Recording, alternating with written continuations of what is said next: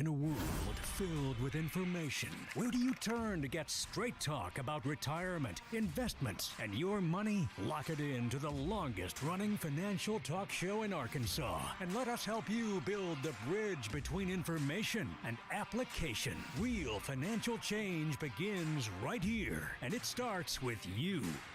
It's showtime! On today's show, it is the season of giving, and you may be buying lots of gifts for your children for Christmas. But what financial legacy are you giving them? We'll explore that straight ahead. This is the Get Ready for the Future show. It's the next to last Get Ready for the Future show of 2022. Glad to have you along. I'm Scott Inman, John Shrewsbury, Troy Johnson, the three on set today as we welcome you in for a show about leaving your financial legacy. What exactly does that mean? Because we're going to get into it today in just a few minutes. It means more than just giving assets and money to your kids after you're gone. There's a lot that can go into that phrase, leaving your financial legacy. So we'll talk about that. Do want to take just a moment to say Merry Christmas to everyone. This is our as we record this, we're about 4 days away from Christmas, and of course the podcast will live on, and they may be going, hey, it's July. Why are they talking about Christmas? Obviously, we know you don't watch or necessarily listen in chronological order, but we are going to say Merry Christmas to everyone, and I hope everyone has a wonderful holiday and is able to enjoy time with family and friends, and also staying warm is a big part of this Christmas for where we live here in Central Arkansas. It's going to be a little bit cold, to say the least. Yeah, a big cold front coming through and dropping the wind chill down that it's going to cause me to turn the fire on and stay at home. Yeah, and I'm just sitting over here thinking about how John has recruited me to help him get a boat across the lake this weekend. So this weekend? In the cold. Really? Yeah. Yeah. That doesn't sound like what you ought to be doing. I warned him. I told him, I said, you don't want to do that. But he's like, nah, I got it. I got the hunting stuff and everything. You know, he's doing all that type of The thing. things you do to keep your job. Did you say get it across the lake? Like, Yeah. Is it the lake could be frozen? Well, hopefully not. Okay. Well, Let's all move right. on. Yeah, we'll get We'll a take a- follow-up on that on the next show. Yes. So, hey, in this spirit, we're going to lead off and tell you about an offer that we have been telling you about on the podcast for last couple of weeks, because we do have a great offer through the end of the year, giving you the opportunity to give the gift of financial independence. We're offering half off our financial planning services through December, and you do not have to come in by the end of the year. You just need to schedule that appointment. Call in or text to schedule your appointment for the first step towards financial independence and getting a financial plan. You can actually hold that appointment or come into the office anytime in 2023. How to do it? Two easy ways. You can text the word Merry, as in Merry Christmas, to 501-381-5228. That's 501-381-5228. Or you can just call and schedule by calling 866-653-PLAN. That's 866-653-7526. Again, the appointment can be made or has to be made before December 31st for the half-off offer to take place or to be in effect, but the appointment doesn't have to take place until 2023 if you obviously have some plans around the holidays. So let's talk a little bit about leaving a legacy for generations to come. That's a phrase that is taken directly from our mission statement here at GenWealth Financial Advisors, because we know it is a big deal. Now, I think we should get into the order of where that lands, leaving a legacy for generations to come. It is the back end of our mission statement. That's right. So there's a reason for that. But let's talk about the idea of leaving a financial legacy. I'll be pretty transparent. I think you guys have had this experience in our appointment meeting rooms with clients where we work in the South, in Arkansas and Louisiana. We have a very blue-collar state. Now, whether they have a white-collar job really doesn't matter. We got blue-collar attitudes, right? Our work ethic is strong in this state, and we have a great appreciation for the hard-earned dollar. And I think as a result, most of the time we talk to clients about their assets that they've saved and building a retirement income plan for them to live on in retirement, and they're not exceptionally worried about leaving a big chunk of money to their kids, because I think the quote I get, they're doing quite well on their own. They can make it themselves. Right. But there's more to it than that. Yeah. And one of the things we do, and we have this conversation all the time, a client will say, I'm not trying to make the next generation wealthy. Right. Part of our planning is to make sure that, let's say we put a 25-year plan together for you. Well, we're going to make sure that at the end of that 25 years, there is a lump sum or there's an ending balance there. And it's not necessarily to go to your kids or wherever. It's to make sure that you still have income if you're still here at the end of the plan. But what that means is something might happen along the way, and whatever hasn't been used does go to the next generation. And so while the goal might not be to make them wealthy, we're not ever going to put you in a situation where there is no money in your plan. So you do need to at least think about where would you want that money to go. Yeah. And conversely, if you stop and think about this, you also want to plan so that you are not a financial burden to your kids. Yeah. The Bible says that a wise man leaves a legacy to his children's children. That doesn't necessarily mean that they need to be rich off of that. And obviously there's all kinds of definitions of rich, but clearly no one wants to, just let the money sit there and go to the state or something like that if you pass away, and not leaving a beneficiary or anything of that nature. But the financial legacy is more than just money. It really is your attitude about money. It's how you deal with money. It's the financial principles that you've taught your children along the way. And understand that whatever you are doing right now, if you have young kids, they're paying attention to how you are handling money. And don't think they don't know. They definitely pick up on things. And so all of that is kind of encompassed in that definition of financial legacy. We've all traveled on an airplane, and one of the first things they talk about during the safety precautions that they need to make you aware of is if something should happen and a loss of oxygen occurs inside the cabin, that you are instructed to attach your oxygen mask to yourself before you worry about your children, right? Now, that doesn't seem like the way we do things in life, because a lot of people are more concerned about their children than themselves. They have very sacrificial mindsets, and that's great as a parent for sure. But if you think about how that plays out, if you don't take care of yourself first before leaving the legacy to your children, then you could run the risk of becoming a burden to your children. Scott, I can vividly remember many years ago, I sat down with a husband and wife. They were in their retirement years. I don't remember if they had actually pulled the trigger. That they had not pulled the trigger, now that I think about it, on retirement. And that guy's still working today, because the wife's attitude was, we're going to take care of our kids. Well, their kids were adults with jobs, and it was like she was 100% laser beam focused on giving money to their kids, and not necessarily, and totally didn't want to hear about building financial independence for themselves. And when I say financial independence, I mean that they could live on something other than just Social Security. She thought it was her job to be sure that those kids were living a Cadillac lifestyle while they were living a Volkswagen lifestyle themselves. Yeah, and then if you play that out, then when something happens to them, they run out of money, the parents, then the only logical thing to happen is the kids now take care of them. Right. And that could have been avoided. But if the kids have been so financially dependent upon the parents all those years, right, guess what? Everybody's in a mess at that particular point in time. Yeah, and I think there's obviously a lot of details that have to be hammered out there. A lot of children, every children's not the same. They are unique, and in terms of their needs, I mean, someone may have a disabled child, or someone may have a child who's been going through a college. I think I'm going through this with my oldest son right now, and our agreement has been he's going to graduate in May from UCA, and he earned himself through his grades in high school a full ride scholarship to UCA. Okay, so he's taking care of business there, and he's doing well with grades. I'm helping him out until he graduates. And so that plan has been laid out, right? He has an expectation that his employment income, which I don't expect to be very high while he is a full-time student, so I am helping him now, but the moment, and we'll say the moment, I'll give him a few days. Scott's sitting there looking at the watch going, all right, graduation is on Sunday. Yes. We're done on Monday. Monday, you're off the dime, bud.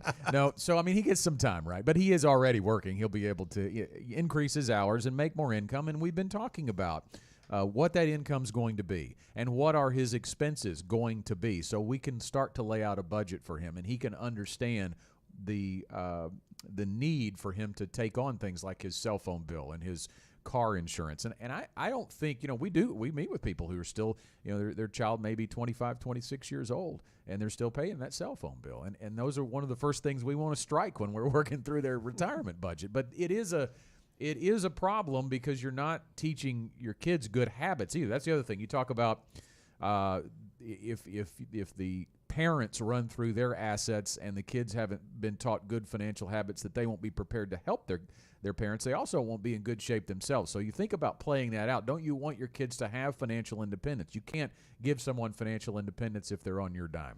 One of the best things my dad did for me was whenever I got my first, real job that had a retirement plan, had a 401k, they just gave us the packet one day. There wasn't really much explanation. I took it home, showed it to my parents, and my dad was like, what'll they match you? I didn't know. We looked it up in the document, and he said, you need to do at least that much. And I was like, why? And he was like, I don't know all the answers, but I know you need to at least do that. Yes. And honestly, by the time I retire, the fact that I started that then is going to make a huge difference. Right. Yeah, the power of compound interest will kick in. But I think the key here and the point that we're trying to make is that you can't pour from an empty cup. You've got to take care of yourself. You've got to build financial strength for yourself so that you are able to do things for your children in whatever measure that you decide that you want to do them. That's not for us to sit here and tell you about. But I do think it's very important, Scott, that that you've got to take care of some business at home first. And I think that starts with having your retirement income needs met. And a lot of people just kind of wing it in that area and end up in a situation where they're in trouble. Yeah, we talk about our half-off financial plan offering. We don't want you to gift a financial plan to your kids if you don't have one yourself, right? And if you're closing in on retirement, there are some things you need to be sure are taken care of before you jump too far into generational wealth planning. So let's lay the foundation there. It does come down to retirement income. Well, you hear it on our show all the time, and I think 2022 has brought that to the forefront more than any other year that I've been a financial advisor, in the sense that we have to continue to have a focus, if you're near retirement particularly, about the retirement income that your plan is going to provide, not focus on your account value, because account values are going to sway every day. So looking at your statements is not helpful, and having a 401k statement or an IRA statement is not having a financial plan. The plan is all about solving for retirement income, both needs and wants. Let's face it, Social Security is not going to be enough. If you kind of take a look at the numbers, as of October of 2022, the average monthly benefit check in Social Security was $1,550 a month. That's according to the Social Security Administration. It's about $18,000 a year as far as an annual total is concerned. Now, to put that in perspective, if you take a look at the state of Mississippi, we've always said, thank God for Mississippi and Arkansas, right? But the state of Mississippi has the lowest cost of living in 2022. Median monthly rent in the state of Mississippi is nearly $1,000 a month on its own. You get a benefit check for $1,550, $1,000 goes out the door for rent. You don't have a whole lot left over. So obviously Social Security is not going to cut it. Neither is just only your investments, because if you take a look at how people oftentimes regard their investments, they may have Social Security over here, they may have a little investment money over here, and they say, well, this is my just-in-case money. This is my just in case. And so they end up living a just in case lifestyle, and they deny themselves ever taking any of that money because they think they might need it down the road. Well, let's say your Social Security benefit is much larger than the average. Let's say it's $3,000. Well, the reason it's $3,000 is because you paid a lot more Social Security tax in your work life, which means you were probably a higher earner. The point I'm getting at here is that whatever your Social Security benefit is, Troy, it's likely a fraction of what your employment income was. So you think about the downgrade in lifestyle that has to occur if, as John said, someone is depending on Social Security alone. Yeah, I think that's the point here, is that you can't just depend on any of one of these areas alone. You need a plan that incorporates, everything together. And like John mentioned with the just-in-case lifestyle, if you don't have a plan, the thing that always gets to me is I try to picture myself as if I'm in retirement. Mm-hmm. If I don't have a plan and I just have a lump sum of some assets, a 401k, IRA, whatever the case may be, I don't know how much I can take from that without a plan. Right. I think a lot of people are in that situation. And so they do. They leave it alone because they think there might be some emergency down the road. What that plan allows you to do is to know how much you can take each month and to be comfortable with that and be able to do the things you actually want to do in retirement. And let's think about it this way, too. A year like we've had in 2022, if you go in without that plan into retirement and you've seen if you were invested in equities, you saw your account values possibly decline by, let's say, 15 or 20%, depending on how you were invested. And if you had no plan and it's a just-in-case retirement, as John's talking about, and as Troy alluded to, you're going in with just this lump sum. Well, now your lump sum is a lot less, so you're fearful to spend anything probably. And that's no way to live in retirement. A plan allows you to build in required income and desired income and then match it against what kind of guaranteed income sources you have, like Social Security or pension, and stack on top an investment portfolio, or I should say distributions from your investment portfolio based on the rates of return in an investment strategy. And I think it's worth pointing out, too, that investment strategy is not simplistic. It is not put it into a balanced asset allocation portfolio and pull an arbitrary percentage out every year. No, it really is not. There's more to it than that. You have really two diverse needs that you've got to take care of. One is you have a need for growth, because we all know what inflation has done in the last year in our country. So you've got to have assets that can stay ahead of inflation on an average rate of return basis. And so growth stock mutual funds and real estate investments are the two asset classes that perennially beat inflation on a regular basis. Now, on the other end of the spectrum, you need some safety. You don't need all of your money invested in high-flying stocks and real estate. You need some money invested in low volatility, fixed income rate of return that you can pretty well assure that the money's going to be there in a short-term period of time when you need it. And so those two diametrically opposed objectives have to be part of your financial plan, and then there has to be something in the middle that kind of acts as a hybrid or a pivot point between those two extremes. So let's make the assumption that somebody has got their own plan in order. So when we talk about leaving a legacy, that's kind of the next step. So what's some things that people can do to begin planning for leaving a legacy? All right, so generational wealth, I think it's important to point out, is not just about the inherited money. You talk about the planning. We just sat with, just this week, Mark, who's an advisor here in the Little Rock office, and he does Talking Sense podcast with Teresa Arago. We sat with the son and daughter-in-law of a GenWealth client. And they are, I believe, in their early 30s, and they have two little girls, and they are really just starting out, quite frankly. And they divulged to us that they're really just focused on today, right? Just trying to get these girls raised. They've, had daycare expenses that they've worked to pay for by eliminating some debt. They've done some good things to create some margin between their income and their expenses, but they have no idea when they want to retire. They have no idea what it's going to take. They have no idea really about any of those far-off concepts that we talk about with our near-term retirees. But I think it's important to point out the generational wealth, or the leaving a legacy part of that, was our client, who is the father and father-in-law of this couple. He emailed me and he said, what I want to do is I want to give them a Christmas gift of a financial plan. Mm-hmm. Now, you think about the value in that, to be able to get them on track, take that margin that they've done a good job creating between their income and expenses, and help us identify for them a savings rate and an investment strategy that will get them to a better place in the future. Now, that's a great financial legacy to give, and he told me it was primarily because he wanted them to be better off than he was, and he's done a good job, but he knows that he didn't start real early, right? And he's had to play catch up. And think about what a gift that is. Now, that's a financial legacy. Well, and what he's empowering them with is something that I mentioned a little bit earlier in the show, and that is the power of compound interest. Mm-hmm. Do yourself a favor. If you're young, go Google the power of compound interest and take a look at what value that has.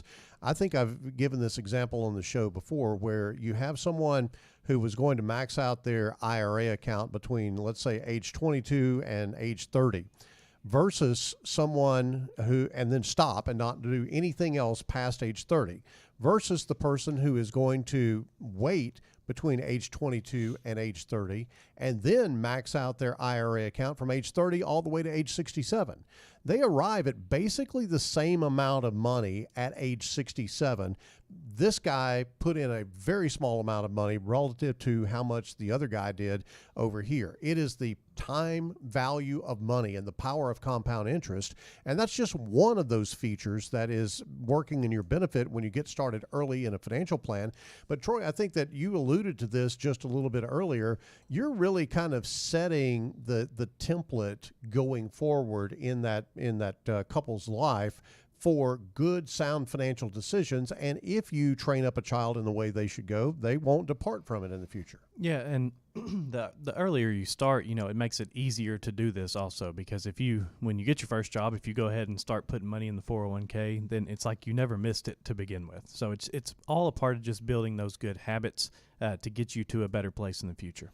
Hard work, resourcefulness, things of that nature, those are all legacies that I think about in my life. The hard work part of that I got from my dad, who was a factory laborer basically, and he taught me the value of hard work. And so those are legacies that really do play into the financial part of this, but they're not necessarily related to money. So let's talk a little bit about a practical thing you can do to make sure, really wherever you are along your journey, to leave a financial legacy or leave a legacy to your kids. And that's, Mark pointed out in this appointment, I love the way he said it to them. He said, we want to have a plan A, but it needs to be backstopped with a plan B. And that's really what you're talking about when you bring up the term life insurance, right? When you talk about the need for life insurance and how that fits into your overall financial plan. If you're younger and you have young kids, that means something a little different than if you're near retirement and you have older kids. But it is the plan B part of this that cannot be overlooked in your plan. Well, and let's talk about both ends of that spectrum. So life insurance for younger folks, really, in our mind, it needs to be mostly term insurance and a whole lot of it, because you've got to replace income to your family if something happens to the breadwinner of the family. You take let's say a typical couple, maybe they make $100,000 a year between the husband and the wife. And let's say that that's 60-40 or something like that. So $60,000 a year is the income that the husband is generating to the household. If that husband suddenly dies, then there is a gaping hole in that family's finances. And that's got to be filled. And Troy, the easiest way to do that is with term insurance, because you can buy a whole lot for very little money. Right. For easy math, if he made $50,000, we use just kind of a 5% rule of thumb on this. If you just need to think about how much life insurance you might need, just sit down and think, okay, if my spouse passed away, how much of their income would I need replaced? Right. And let's say that your spouse makes $50,000, you say I would need every bit of that replaced to take care of kids and just continue living the way that we're living now. Well, then, $50,000 is 5% of $1 million. Right. So you need $1 million term policy, which sounds like some crazy number, but you would be shocked if you've never looked at just term insurance rates. It's very affordable. Very affordable, but a lot of people, Scott, are going to balk at that $1 million. Oh man, I don't know that I need $1 million of life insurance on me. My wife might kill me, or whatever. Right. So, but a lot of people joke about that, but that's really very appropriate what Troy said in looking at just a really base level of income protection. $1 million in life insurance for someone that's making $50,000 a year is not exorbitant. No, and if you are healthy, it's very, very cheap on a monthly premium perspective to pay for, and more than likely can fit into your monthly budget. And again, only needed for likely a certain period of time. So depending on where you are, if you're very young, it might need to be 30 years. If you're getting a little closer to retirement, maybe 20, maybe even 10. And then the need changes as you get closer to retirement. Now, there could be a need or a desire for life insurance in certain instances for people who are walking up close to retirement. particularly if there are shortfalls when it comes to their assets or their income. But if they, again, have put their oxygen mask on first and created their own financial plan and have made it to retirement and they're age 65, typically speaking, there's not as big or really any need for life insurance, because if a spouse passes away, the plan is in place for the income to keep on rocking. But the other risk still may need an insurance solution. Well, and actually, life insurance has had a little bit of a renaissance with the passage of the Secure Act back in 2019. And this is what happened. Used to be, if you had an IRA account, 401k account, let's say you had $1 million in that IRA or 401k, and you run through the husband and the wife, and that money's going to go to the non-spouse beneficiaries, the kids. Well, the kids used to be able to take that $1 million of IRA money and take a small distribution from it, but let it continue to be invested, let it continue to grow, and the tax impact of that was very small. So fast forward to 2019, when we had the Secure Act passed, that changed everything. Now that $1 million has to be distributed over a 10-year period of time to those non-spouse beneficiaries, in this case, the kids. So what you have there is a situation where those kids are likely in their high earning years when they are in line for an inheritance like that. And then all of a sudden that $1 million, if you just kind of do the rough math on it, there's $100,000 coming out of that account every year on top of the taxable income that the kids have. And they have to pay taxes on that extra $100,000. And they might be paying, instead of maybe a 12% tax bracket, they might be paying 22 or 24% tax bracket on that. So the Secure Act really did accelerate the taxation of that qualified money going to children. The only way around that is to either convert that while the parents are still living to a Roth IRA and the parents pay the tax, or the parents spend the money and use some of that expenditure on life insurance and then leave life insurance to their kids, because in most cases, life insurance death benefits are tax-free. So if you're okay with, or if passing along money is not your main priority, then you may be okay with the kids just paying the taxes on it. You might say, hey, they're going to get the net amount, and even if they have to pay some taxes, that's okay. But if passing along money to your kids or wherever it's going to go is of high importance to you, then it might make sense to look at that strategy where you have a life insurance policy. And I think the amount that is likely to pass on matters greatly here. Absolutely. If you have $1 million, but you have 5 kids, then that's probably a little bit less of an impact than if you have $1 million and you have one heir who's going to have to take that $1 million out over the course of 10 years. I think Roth conversions is one of the great opportunities you have there. I don't think there are a lot of clients that take advantage of that, because you have to really be careful about that's an over time progression. You really can't do it all at once. So really the sooner the better you take a look at that, because you're going to be taxed if you make that conversion from a traditional IRA to a Roth IRA.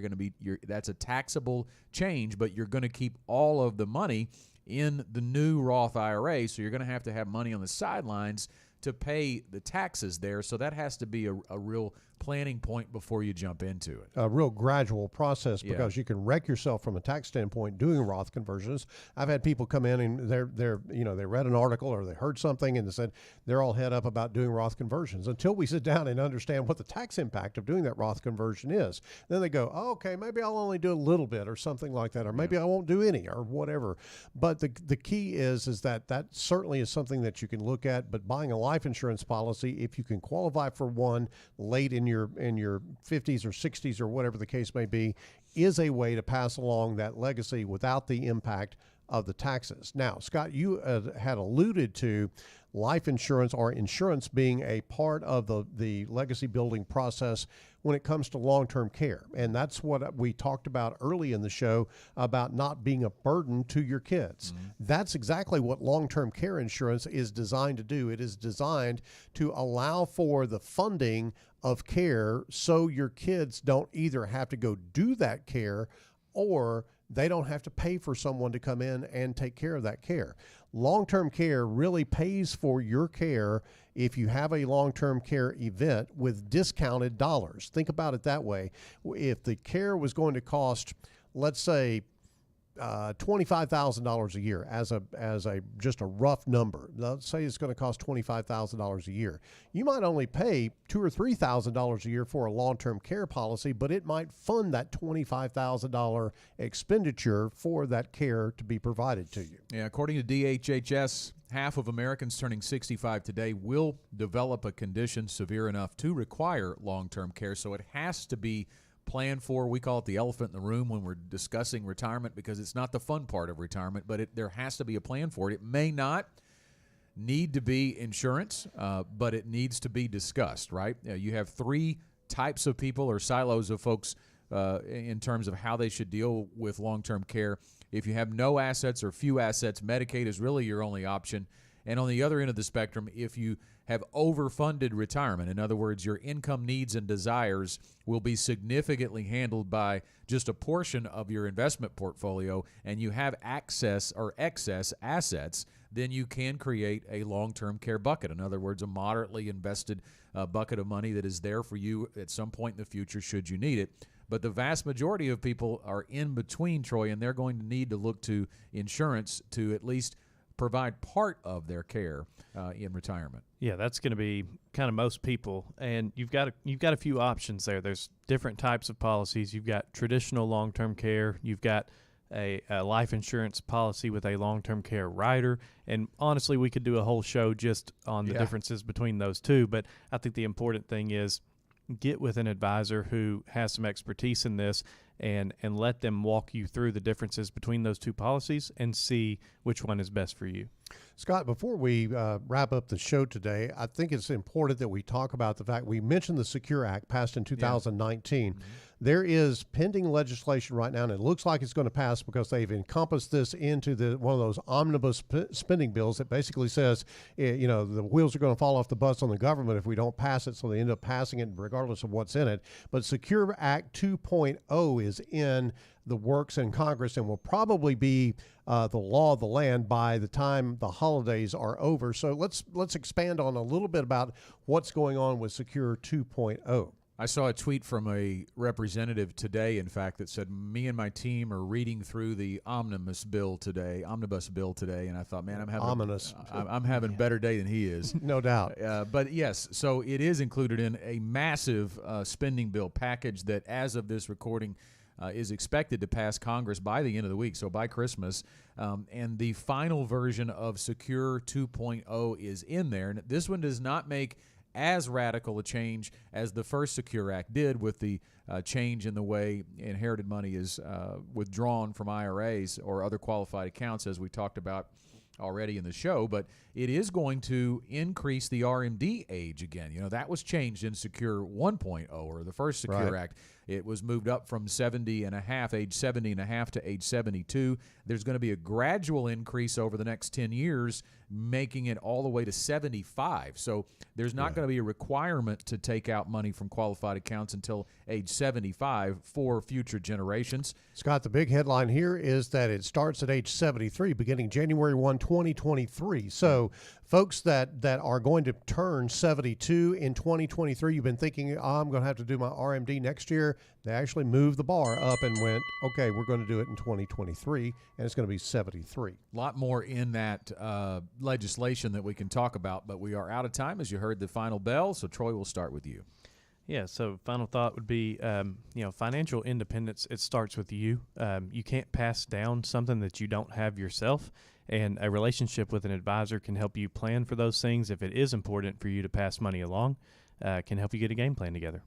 Troy, I would kind of tag off of that and say, one of the easy ways to really kind of help your children understand the big picture about money and finances is to gift them a financial plan.